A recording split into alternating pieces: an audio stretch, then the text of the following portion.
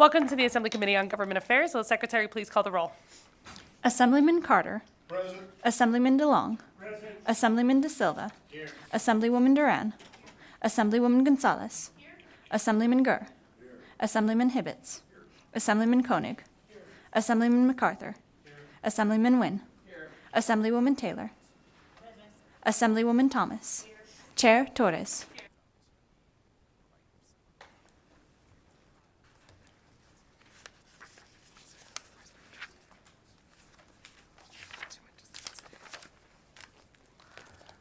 Welcome to the Assembly Committee on Government Affairs, and welcome to the audience here in Carson City, those joining us in Las Vegas, and those joining us electronically.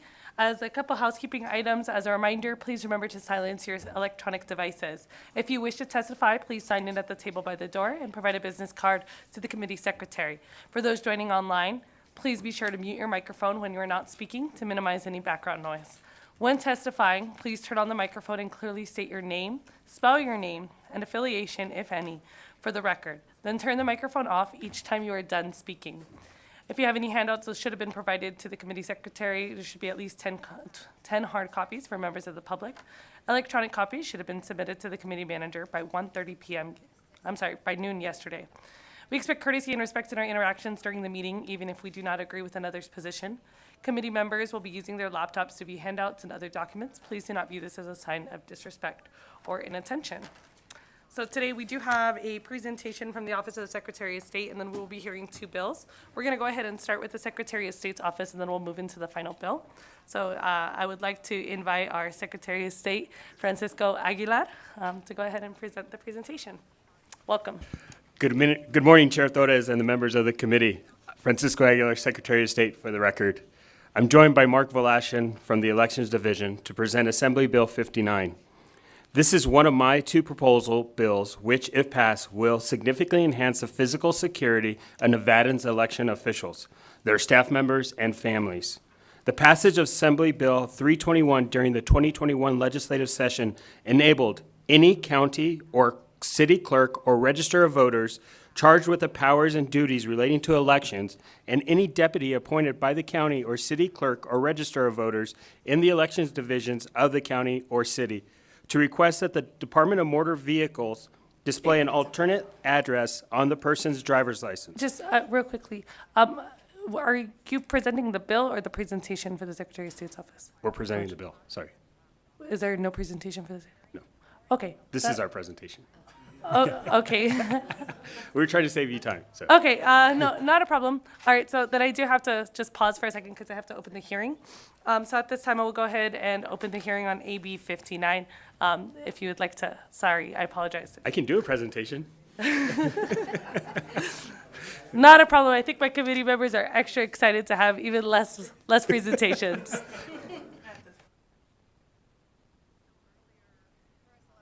I think we're good. If they have questions for the Secretary of State's office, they'll be sure to ask them after the bill. Thank you. Please proceed.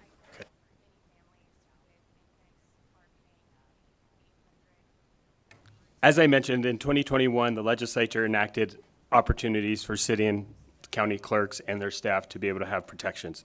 The provision we're presenting today, should I start from the beginning, Madam Chair? Sorry. Okay, all right.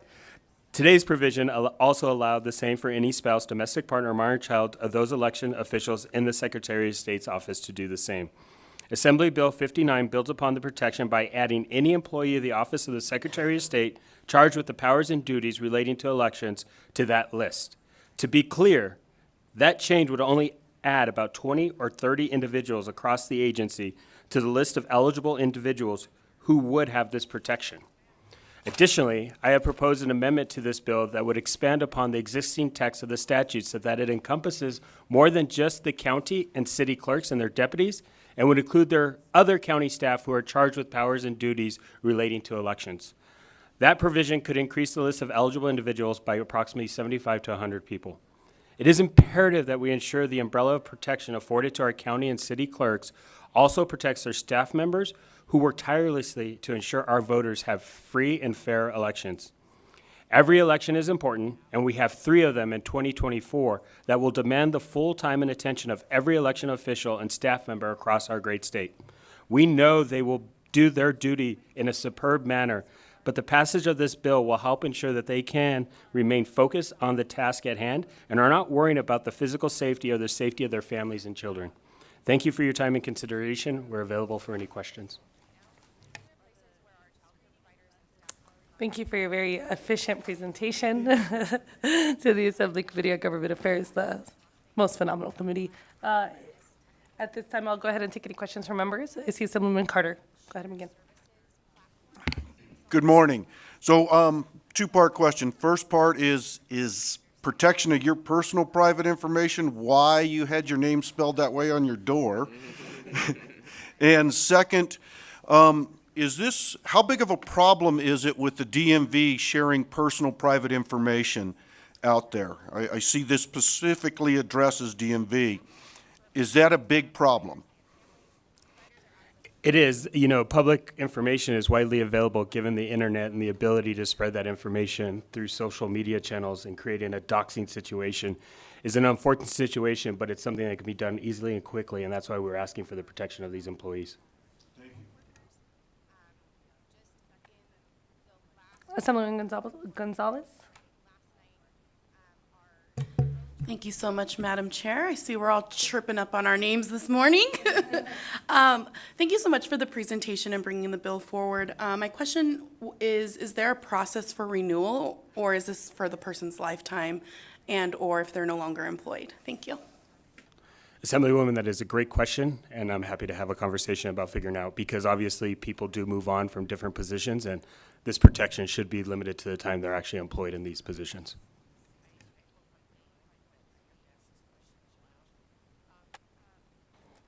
Members, any additional questions?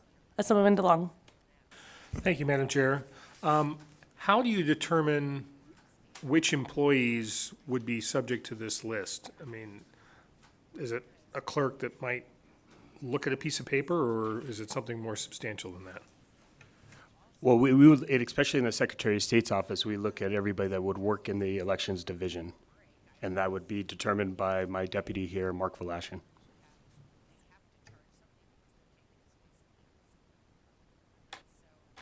Assemblyman Nguyen.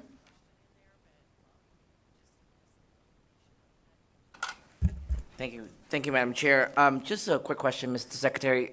In terms of DMV is just one agency that hold those records. Are there other state agencies or county municipality that carry the same information that could also be affected in terms of just making sure that we can cover everyone, and maybe they are, not listed with the county recorder, but they're listed in other ways. For example, I'm thinking of like a voter file. They'll be on there, but that's not kept by the county recorder. Thank you for the question, Assemblyman. Chair Torres, through you to Assemblyman. Feel free to speak directly to the member. Okay, thank you. The DMV holds the repository for the information, Assemblyman, but there are this provision under the statute allows for the acceptance into the confidential address program as well, and that program would enable us to make the individual's voter files confidential as well and not released to the public. Thank you for that. Thank you, Chair. Thank you. Members, any additional questions? I'm just hoping that you could walk us through what it would look like in order for somebody to receive this, because it's not, my understanding is that it is not as simple as an individual, just because they work at this office, they automatically are a part of this program and they automatically have a fictitious address. So what does that process look like for those employees? Thank you for the question, Chair. Mark Velashin for the record. The process, it starts with a little bit of paperwork filled out, and then you submit it. You have to go to court, the judge signs off on it and basically approves and authorizes, validating that you are in fact a member identified in the statutes. In this case, a member of the Office of the Secretary of State related to whose duties relate to elections, which is, as the Secretary said, Elections Division, but also we have our securities investigators, the criminal investigators who knock on doors and talk to individuals who I suspect would fall under that umbrella as well. But it is fairly quick. Another process that we've seen through other individuals who've gone through it before. It's designed to not be administratively burdensome so that folks can get their protections fairly quickly and in a timely manner. Thank you. And another quick question. So is there any like burden of proof put on the applicant in order to demonstrate that there is a threat? Obviously, I'm very familiar with some of the things that went on during the previous election cycles that really did put our election workers at risk. But is there any like requirement that they have to provide some type of proof to? It says, I understand that it's under like judicial review, but is there anything that's a standard for those judges to accept it or not? Thank you for the question, Chair. Mark Velosh for the record. No, there's no requirement to have been threatened. It's the position really that would lead to that involvement that might result in an agitated individual that ultimately causes the threat. I think that it's designed to prevent those sorts of things from happening. Madam Chair. There are actual instances within our staff. I apologize. Your name for the record. Oh, Francisco Aguilar, Secretary of State. Madam Chair, there are actual instances of threats occurring among the staff, so if there were a standard that would be necessary, we'd be able to meet that threshold. Thank you. Members, any additional questions? No, I think that was one of the most efficient presentations we've heard so far. Thank you. I appreciate it. At this time, we will now invite anyone in the audience here in Carson City wishing to testify in support of AB 59. Please begin when you're ready.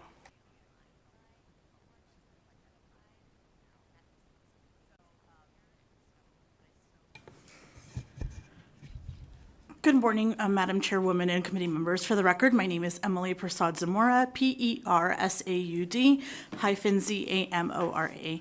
I'm the Executive Director of Silver State Voices, which leads Latin Nevadans Book Coalition, and today we're here to support our support for AB 59. Election staffers are the unsung heroes of our democracy. They work tirelessly to run Nevada's elections and ensure all voters can cast their ballots. It's unfortunate to know that our public servants have faced harassment for simply doing their job. As of right now, existing law already allows city clerks and county registrars and any deputy in their election divisions to request their personal information to be kept private. We support this bill as it would expand the option to include individuals that are part of the election division at the office of the Secretary of State. Passing this bill provides a sense of assurance to both workers and their loved ones as they continue to uphold our democracy. Thank you. Good morning, Madam Chair, Vice Chair Duran, members of the committee, Joanna Jacob, Clark County Government Affairs Manager. That was very eloquently stated by the previous speaker, so I won't belabor the point, but on behalf of the hardworking staff of our elections division, we appreciate this bill and the amendment offered by Mr. Secretary and his staff to protect the people who really are working so hard on our elections, and so we are full support. And we also, just to put on the record, the confidential address program is also administered through Clark County, so it's a form that is filled out at our assessor, our recorder's office, our county clerks, along with the court order that was described in the testimony, and we are in full support. Thank you.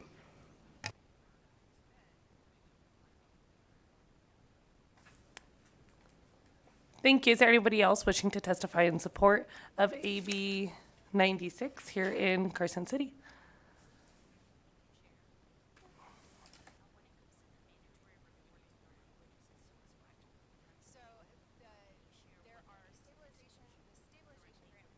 I apologize, we're on AB 59.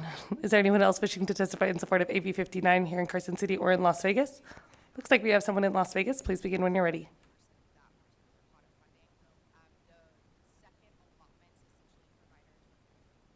Hi, good morning. Hello, Chair Torres, Vice Chair Duran, and the rest of the Government Affairs Committee. My name is Brian Harris, spelled BrianHarris for the record, and I am the voter education organizer at Battleborn Progress. We are in support of AB 59. Our election officials need this in order to be protected from the recent attacks on them in the last few cycles, from the Secretary of State to the Registrar of Voters or clerks. These folks play a very vital role here in this great state of Nevada and should not have to fear for their lives or the lives and safety of their loved ones. This is why I'm here in support of AB 59. Thank you.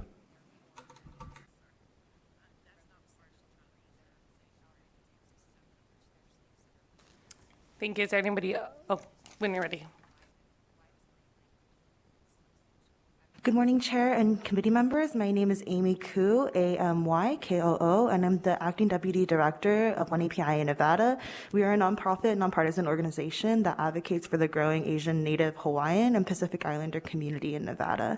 In our electoral work, we help recruit and train volunteers to become election workers and become civically engaged. Everyone deserves to work without the fear of harassment or intimidation. Our election workers are at the front lines to ensuring our elections stay safe and free for our communities, and our elections are only as safe as our election workers feel. We urge your support for AB 59.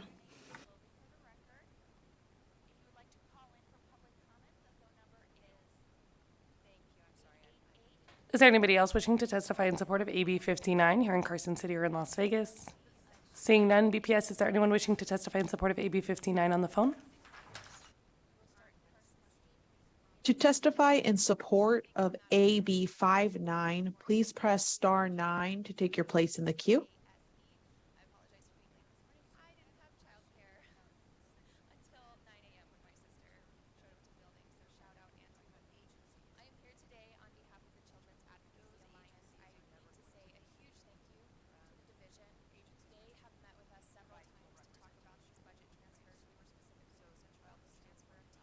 Caller, you are unmuted on our end. Can you please make sure you are unmuted on your end?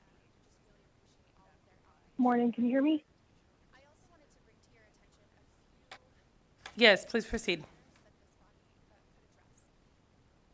Hi, thank you so much, Chair Torres. This is Jamie Rodriguez. That's JAMIE RODRIGUEZ. I am the Registrar of Voters for Washoe County. Calling in support of the bill this morning, want to thank the Secretary of State's office for bringing the bill forward. When they first advised us that they are bringing the bill forward to include the Secretary of State's office, it made all the sense in the world. And something that we definitely supported. Adding our staff is something we are also very much in support of. We did have to take precautions after the primary going into the general because we did have staff who, leaving work at the end of the night, were being followed to their cars and pictures of their license plates taken. So expanding it beyond myself or my assistant registrar of voters down to the rest of my election staff is something that we are absolutely in support of based on giving them more comfort, especially after the activities that we saw in this last election. So want to again thank the Secretary of State's office for bringing it forward and are very much in support with the amendment of expanding it to my staff as well. Thank you. Thank you. Next caller.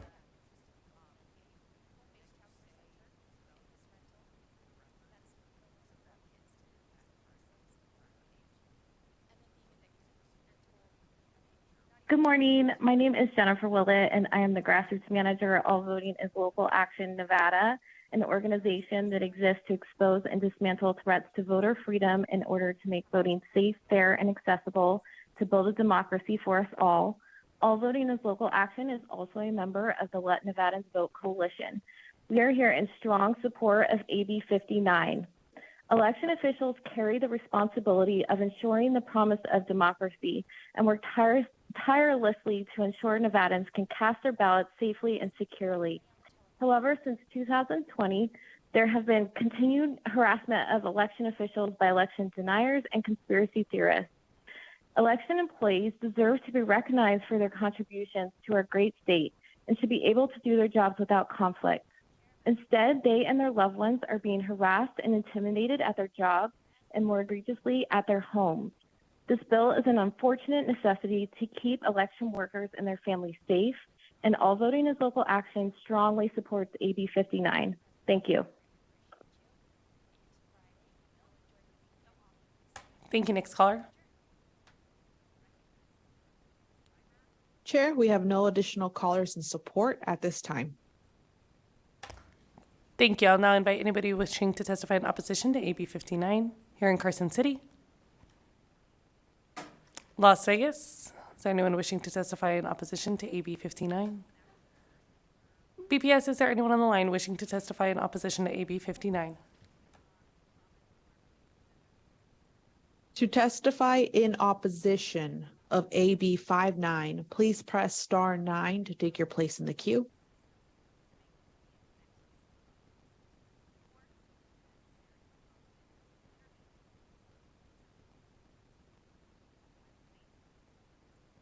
Chair, we have no callers wishing to testify in opposition at this time. Thank you. Is there anyone wishing to testify neutral to AB 59 at this time?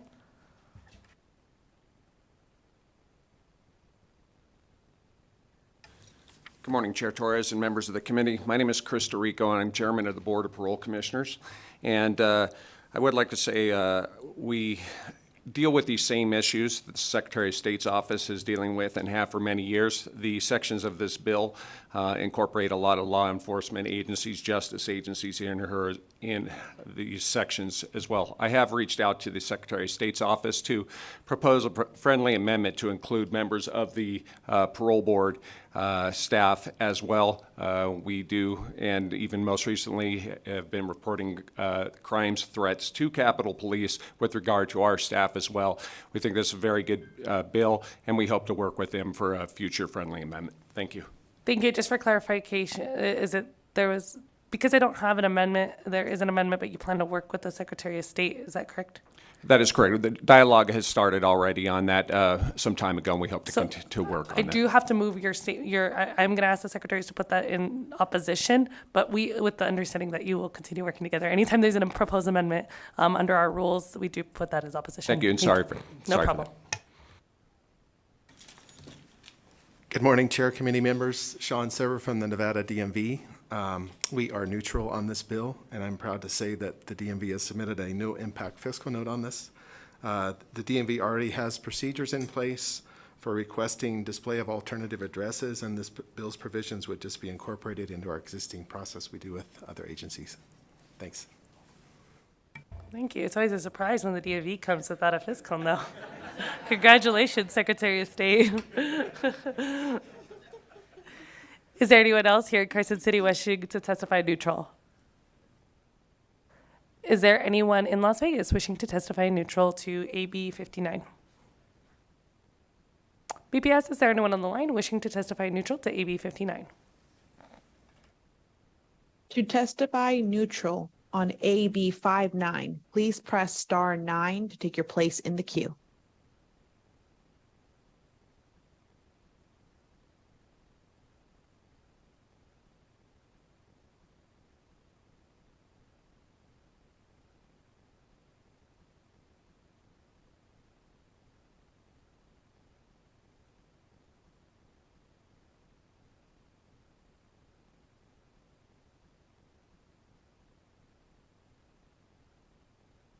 Caller, you're unmuted on our end. Can you please make sure that you are unmuted on your end?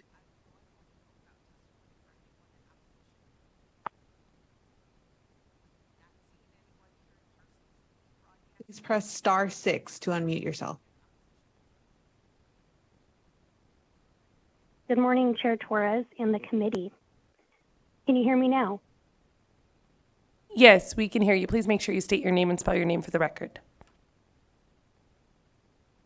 Terrific. My name is Kaylee Work for the record, K-A-L-I-E-W-O-R-K. I'm speaking today on behalf of the Recorders Association of Nevada. The county recorders, as you know, are dedicated to recording, permanently preserving, and providing convenient access to property, mining, and marriage records. And today we are in neutral, and to clarify, our comments are not about the individuals being added to this group. It is about the policy and the public's intent of this statute. We believe there should be a level of protection for those who need it, and our association is supportive of those that need this level of confidentiality on their property records. But in practical application, we may not be able to accomplish what you think we are able to accomplish with the current way the statute is written. We are testifying neutral as we work through enacting a time limit and renewal process for redacted personal information, as well as enabling the applicant or the eligible person to include subsequent recordings following an active court order. To accomplish the intent of the confidentiality order, we like to ensure that there's uniformity across all departments where this information lives. We've been able to talk with some of the bill sponsors and proponents of these bills and are working on reaching all affected groups. We want to thank Madam Chair for her time earlier this week, and we require a little bit more time to get through this information with relevant stakeholders, and would then like to propose a friendly amendment soon. Thank you. And just a reminder to everyone, the amendments are not yet friendly until until this presenter agrees to them. But I imagine that the Secretary of State is eager to work with you all to make sure that we create a system that makes sense for Nevadans. All right, at this time, is there anyone else wishing to testify in neutral BPS? Chair, we have no additional callers for neutral at this time.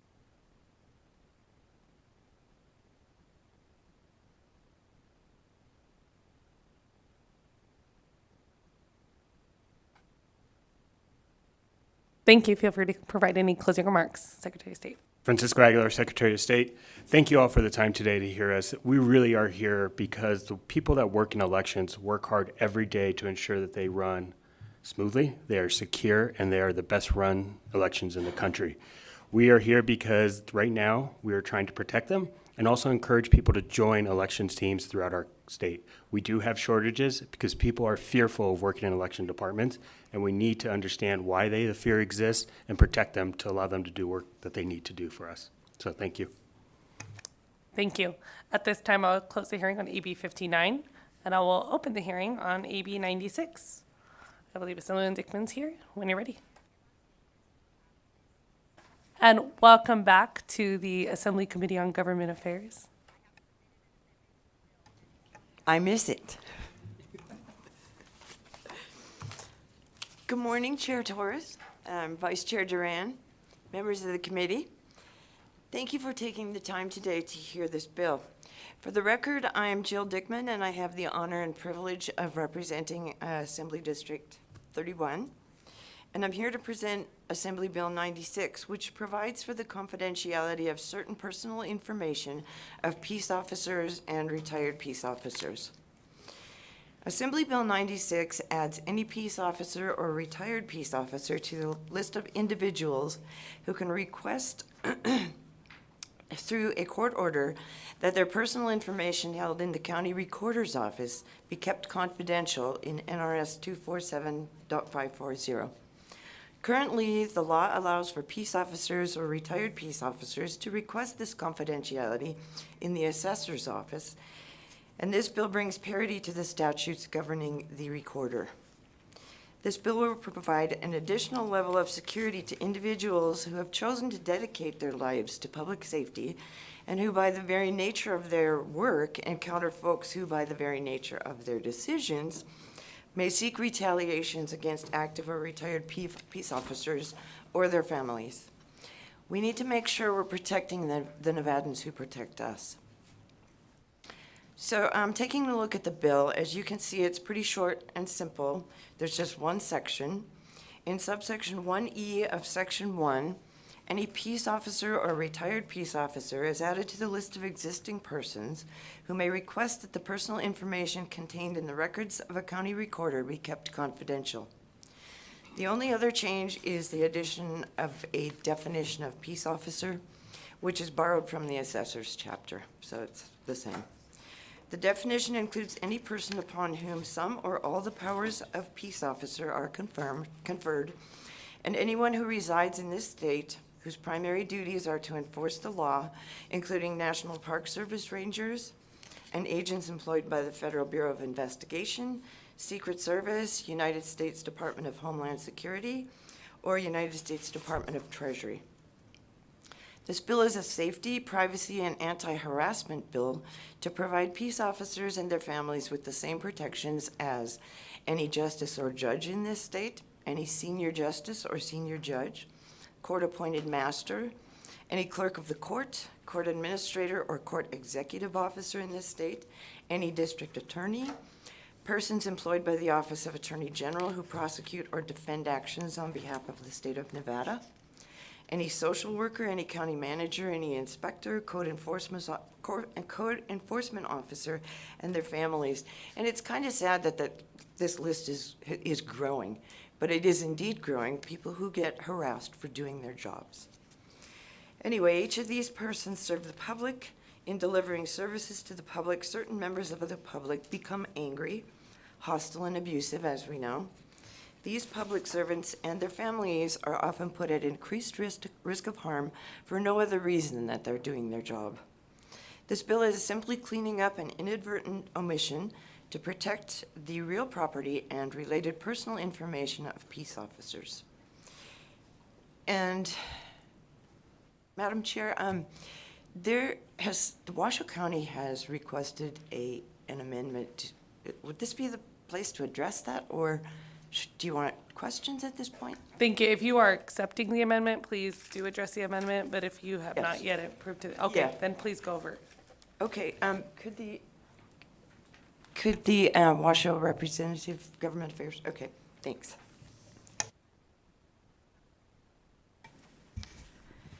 Good morning, Madam Chair, members of the committee. For the record, my name is Cadence Matievich, spelled Cadencematijevich. Thank you for the opportunity to present this amendment, and my thanks to Assemblywoman Dickman for considering it friendly. I want to start by saying that I understand that there may be a broader discussion that takes place amongst this body about the policy behind these exemptions. And our amendment is not intended to necessarily be an endorsement of that policy, but to the extent that that remains the policy of this body, that certain individuals who are exposed to risk as a result of their profession be given certain protections.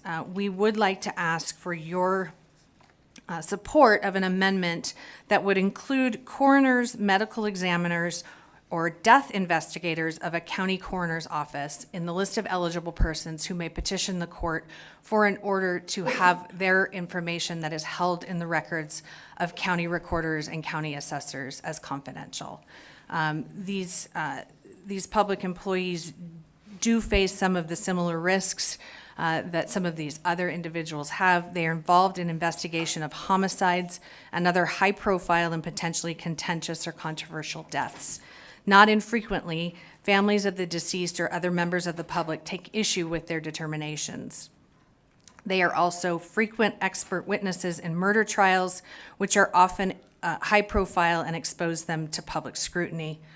A recent example of a medical examiner receiving harassment and threats is Dr. Andy Baker of the Hennepin County Medical Examiner's Office in Minnesota, who handled the death of George Floyd.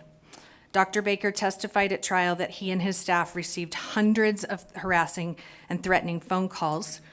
His personal residence address was published on Twitter. There was a call for people to go to his home and harass him. Ultimately, he and his family went into hiding. They sold their home, their family home, and now reside under protection. And so there is risk for coroners and medical examiners. And again, if it remains the policy of this body to provide protections for these persons, we would ask that you would consider them. Thank you. Thank you. Is that the conclusion of the presentation? Yes, ma'am. Okay. Questions? Questions to the committee? I see, can people just kind of raise hands, because I see a lot of Nguyen, Carter, and Gonzalez. All right, thank you. I'll begin with Assemblyman Nguyen. Thank you, Madam Chair. So, thank you, Assemblywoman Dickman, for your bill. I wanted to see, because our previous presenter, the Secretary of State, went across all of the section and asked that the Secretary of State, as well as the DMV, to cover the same types of coverage for those employees. I know that existing statute already cover peace officer in assessor, now you're adding the recorder. What about the other two agencies that also could have those information as well? So, Jill Dickman, for the record, are you asking why we aren't putting it in the DMV as well? That's probably a good thing to do. I'm unfamiliar at this point if that is even available for peace officers. In fact, could I ask Mr. Lesher to come up and maybe? Yes, I imagine he's going to clarify where they already are included, right, in the NRS 250? Yes? Okay. Hopefully. So they already are included in Well, that? no, I'm hoping that's his clarification, but. Hi, good morning, Madam Chair, members of the committee. Jason Lesher, Lesher, President of the Washoe County Sheriff Deputies Association and also a member of the Public Safety Alliance of Nevada. So, Can you answer the question of, are you, Jill Dickman for the record, can you answer Assemblyman Wynn's question? Yes, ma'am. Assemblyman, we weren't requesting, currently, peace officers are not on that list of the DMV, and we really haven't been requesting that. We have been a part of that assessor's exemption for a number of years. Not sure why we didn't end up at the recorder's office, probably an oversight some time ago when somebody was sitting right here asking for that to be passed. So that information is just so readily available, and that's our main concern. Just typing in a name at the recorder or the assessor's website will bring up a picture of my house, and at the recorder's office, same thing, address, deeds, marriage licenses, appointments to the sheriff's office or police department. I believe that the DMV information is a little harder to get. Obviously, this information's out there. There's no way to be 100% autonomous in this day and age. However, that's just not something we've been seeking. Thank you. Thank you for that answer. Thank you, Chair. Thank you, Assemblyman Carter. Well, this kind of ties into that, and what I'm curious about is if this is also trying to, or is it's envisioned to stop state agencies, such as the DMV, from selling the personal data. We talk about public access, but what about these agencies that sell personal private data to third-party brokers such as LexisNexis? Is that envisioned as part of this also? Jill Dickman for the record. Thank you, Assemblyman Carter, for the question. I am unaware of the assessor's or recorder's office selling information.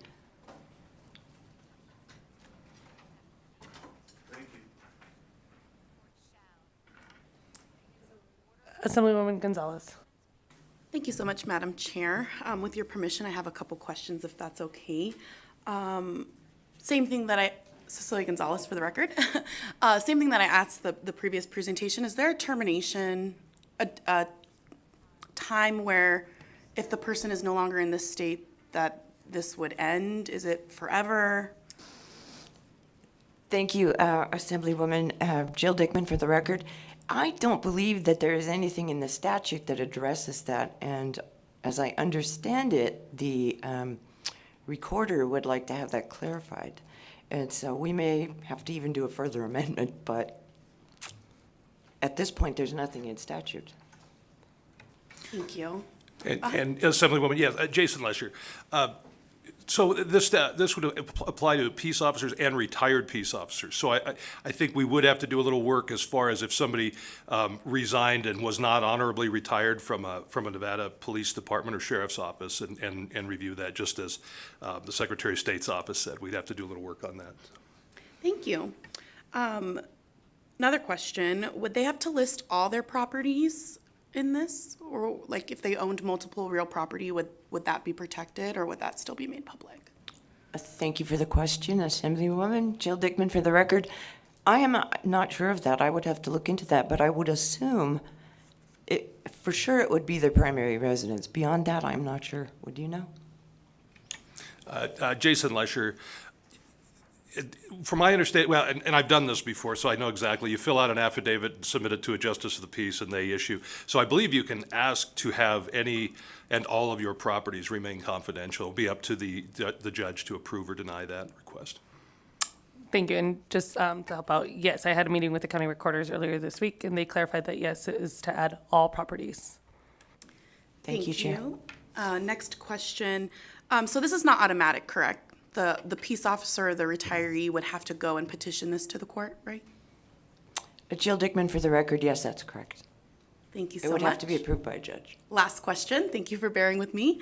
In terms of adding recorders, or coroners, I'm sorry, medical examiners or death investigators, I know you talked about the national case, but I'm just curious what that looks like here in Nevada. And I'm just wondering, kind of, where does this list end? Every session we're adding, and so I'm just curious the need for their information to be protected and, what that looks like here. Thank you. For the record, Cadence Matievich, through you, Madam Chair, to the Assemblywoman.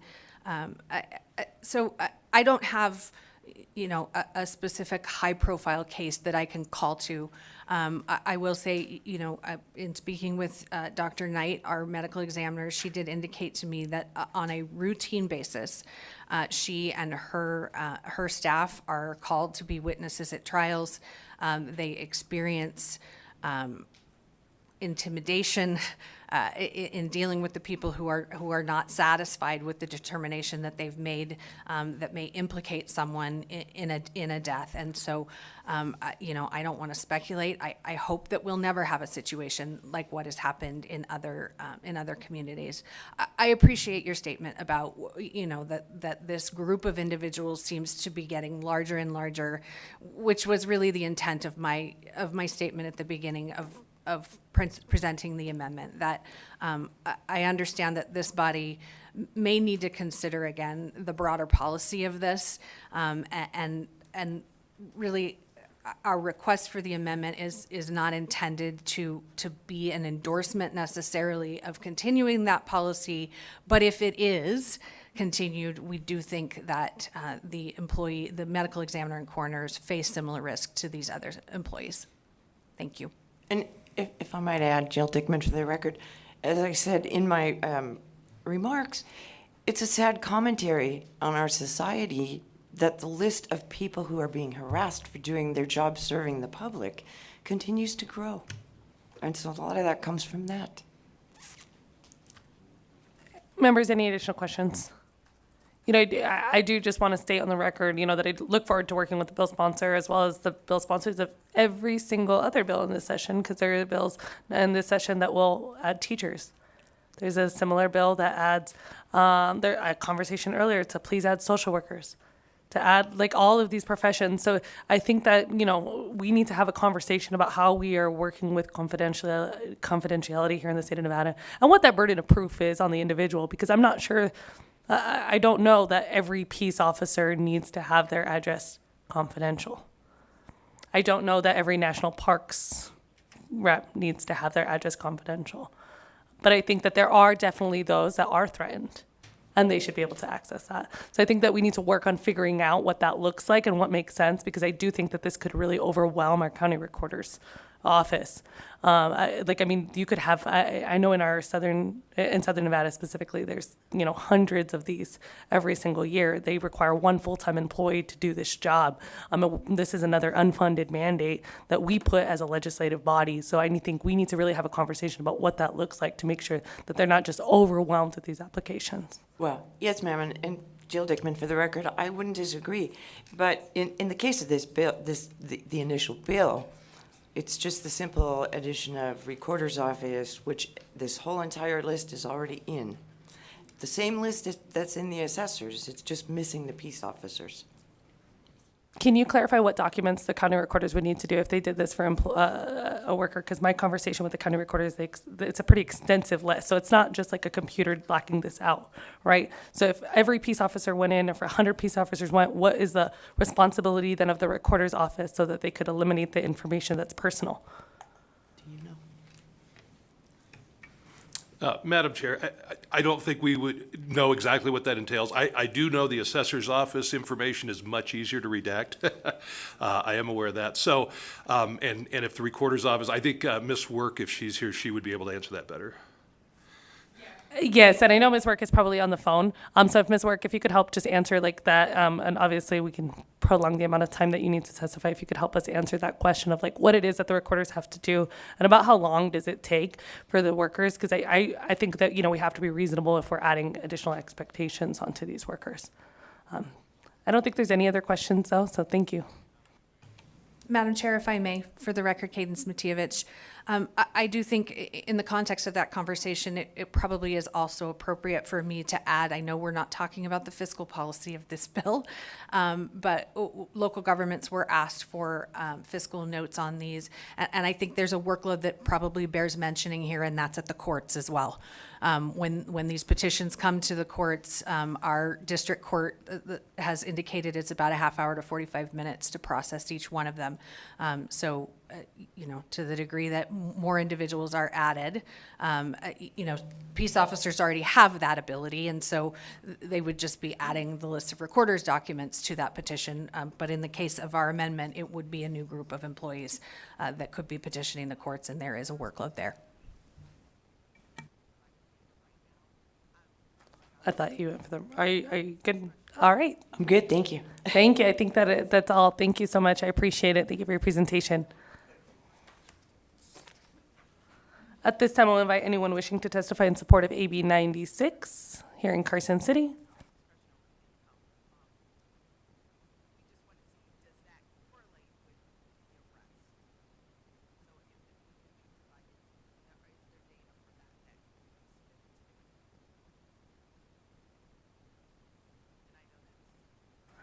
I don't see anyone wishing to testify in support of AB 96 here in Carson City. Is there anyone wishing to testify in support of AB 96 in Las Vegas? BPS, is there anyone on the line wishing to testify in support of AB 96 on the line? To testify in support of AB 96, please press star 9 to take your place in the queue.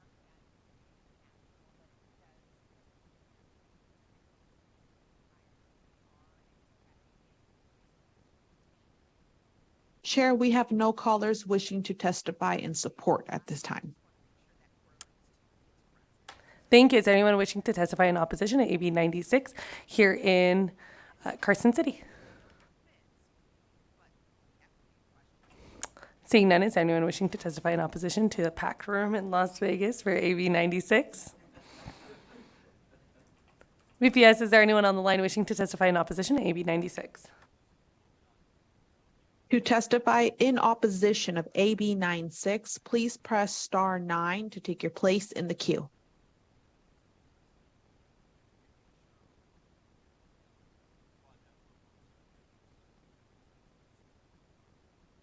Anne Marie Grant, ANNEMARIEGRANT. My brother Thomas Purdy was murdered by Reno Police and Washoe County Sheriff's Office. I am opposed to AB 96. As I recall, there was an attempt at this last session to allow police officers to make their property information private. Where is the data or cases of harassment or endangerment of police officers in Nevada? There is no data to show a need for the confidentiality of their property, and it's just another way to put police on an imaginary pedestal and further the unsupported idea that police officers are under attack by the community. The data shows it's actually the communities who are in danger from law enforcement. The Peace Officers' Bill of Rights in Nevada already provides unnecessary measures that stifle transparency and accountability from law enforcement in Nevada. There's 339 sworn officers with Reno PD, 104 with Sparks PD, and I don't know how many with LVMPD, but that would create an unnecessary burden because I'm pretty sure every single one of them would try to hide their address. So please oppose this bill. I oppose this bill, and I think it's a terrible bill for you to pass. Thank you. Thank you, Ms. Grant. BPS, next. Chair, we have no additional callers in opposition at this time. Thank you. Is there anyone wishing to testify in neutral to AB 96? Here in Carson City, I see none. Is there anyone in Las Vegas wishing to testify neutral to AB 96? BPS, is there anyone on the line wishing to testify neutral to AB 96? To testify in neutral on AB 96, please press star 9 to take your place in the queue.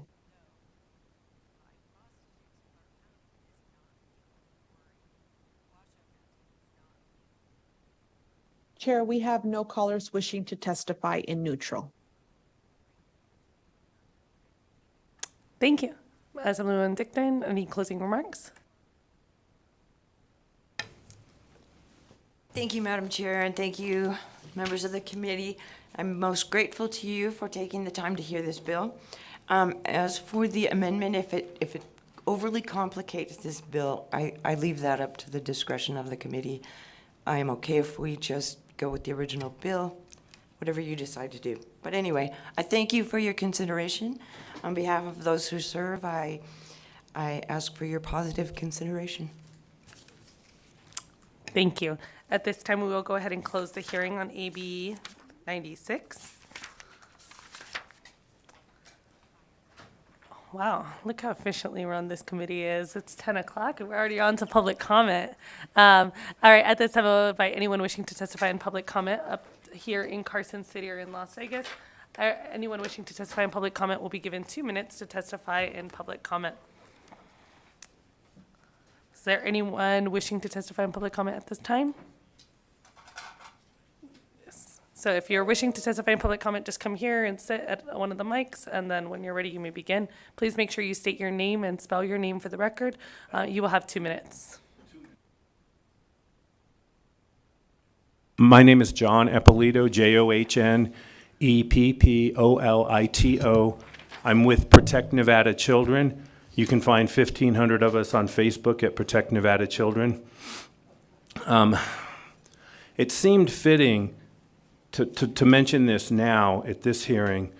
One of the things we've been working on is student data, and we've been working on that for several sessions now. Students share a lot of data in school because of these online vendors. So I have 2 examples that I'd like to share with you guys, and I'll leave these for the people over here.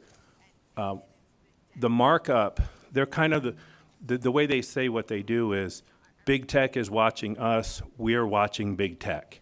That's the markup. There's a vendor called Naviance that's supposed to help kids with college. They sell data to colleges. Sometimes colleges only want to advertise to white kids. Sometimes colleges only want to advertise to minorities. It's in the article. It's easy to verify. Naviance also, after they had all this student data on a bunch of people, they ended up selling the whole company to a private equity firm. It's very easy to find this.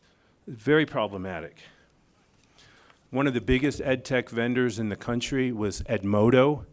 They had the richest student profiles. Kids did all their work, schoolwork, and it had a social media platform. That's why it was such a rich, and it was one of the first ed tech vendors ever in the country. 77 million students, incredibly rich student profiles. That was sold to the Chinese. Clark County used Edmodo right up until it was shut down. Washoe County School District, because of us, quit using Edmodo. And right after that, the FBI warned about Thank you. Your time is up. companies like Edmodo. Thank you very much. And I think our next speaker from UNLV, correct? And I know we weren't unfortunately able to schedule the presentation for today, but please take whatever time you need. Thank you. I appreciate that. Thank you. I will only take up 2 minutes. So, good afternoon, Government Affairs Committee. My name is Nicole Thomas, NICOLETHOMAS. I am a current graduate student at UNLV, a lifelong Nevadan, and the president of our Graduate and Professional Student Association. I am here today with 59 UNLV students and 3 faculty members. They're currently on a tour right now, and you will see us throughout the building, and we will be joining you in your floor session later today. We are here to ask for you to invest in higher education. As a graduate of our very own K-12 system and a current student at UNLV, go Rebels, I feel the deep urgency you all should feel about getting our education system done right. I am here to urge you all to invest in public education, to invest in our teachers, and above all, to invest in our working class people. I am also here because a few committee meetings were canceled and our travel is non-refundable. So, for the sake of time, I asked each of our students to identify upcoming assembly bills that they as individuals supported. This includes AB 224, AB 69, AB 161, AB 140, AB 74, AB 118, and BDR 668. We wanted to be here as UNLV students on public record to demonstrate that our students care. We are paying attention and we want to be active partners in developing solutions for the state. We hope you will join us in this endeavor. Thank you for your time today. Thank you. And a little known fact about me is I actually did get a degree from UNLV, although I try not to talk about it very much. But congratulations. Thank you so much for bringing up a group of students, and please feel free to stop by our offices. We'll be done very shortly here. Thank you. Is there anyone else wishing to testify in public comment here in Carson City? Or in Las Vegas? BPS, is there anyone on the line wishing to testify in public comment? To provide public comment, please press star 9 to take your place in the queue.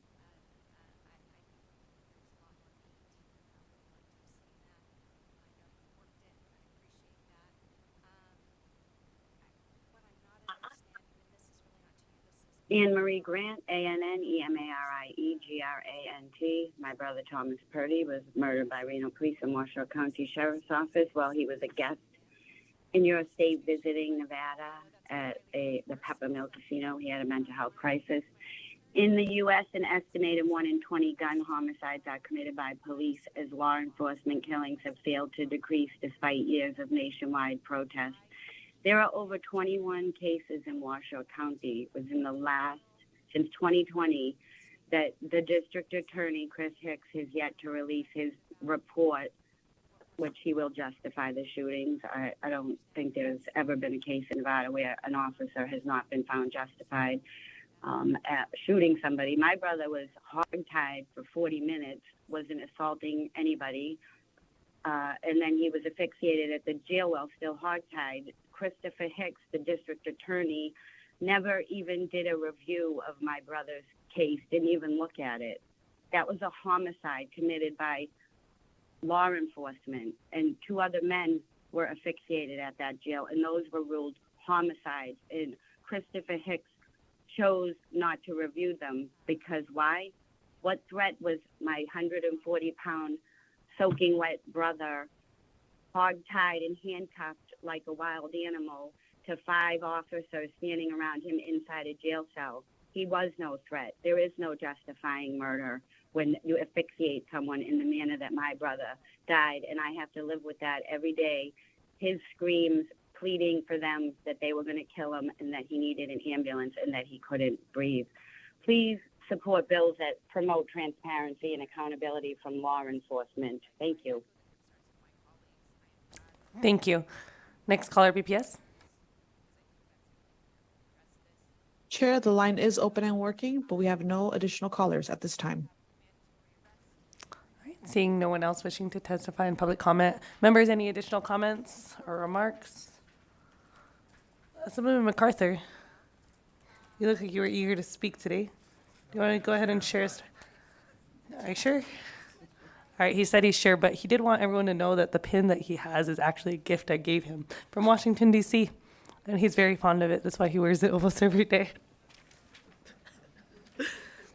Which room are we meeting in on? So fortunately, we were able to continue scheduling our committee meetings mostly for 9 a.m. next week. I will give committee members a heads up that on next Wednesday, we will be meeting at 8 a.m. So next Wednesday, the 8th, we will be meeting at 8 a.m. The rest of the week, though, I believe we will be able to steam ahead with 9 a.m. committee hearings because this committee just runs so much more efficiently than every other committee in this body. So next week, what room? Oh, it's going to be here. Okay. And so we will be back in this room on Monday at 9 a.m. We'll have a presentation from the Attorney General, and we'll be hearing AB 13 as well as AB 52. Have a safe weekend. I just saw that there's an update of another winter snowstorm coming. And at this time, the meeting is adjourned.